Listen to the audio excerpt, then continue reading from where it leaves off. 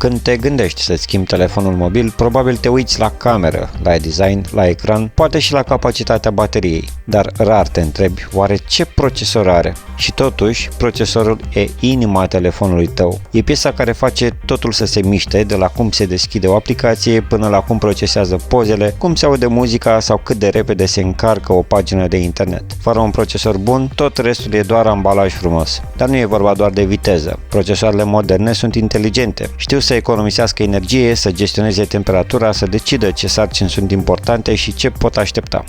Unele procesoare au și o parte dedicată inteligenței artificiale, un mic creier separat, care te ajută la poze mai clare, la traduceri instant sau la funcții de securitate. E genul de tehnologie pe care nu o vezi, dar o simți în fiecare secundă. Fiecare procesor are propria lui personalitate.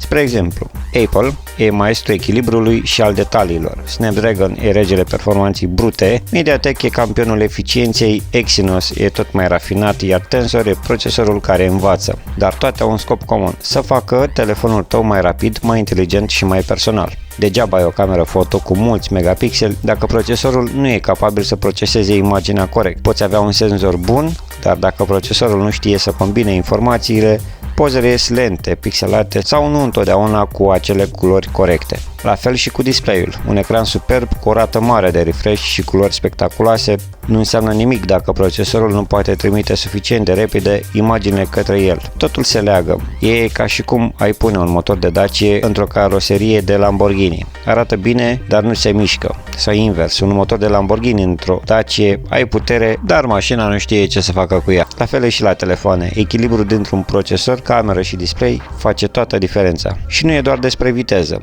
Un procesor eficient ține telefonul rece, prelungește viața bateriei și oferă stabilitate. Acolo se simte calitatea unui device, în felul în care reușește să facă totul fără să transpire. Pentru o alegere perfectă te așteptăm în magazinele noastre. În funcție de necesitățile tale, ne vom sfătui ce anume ți se potrivește cel mai bine. Până data viitoare, rămâneți conectați!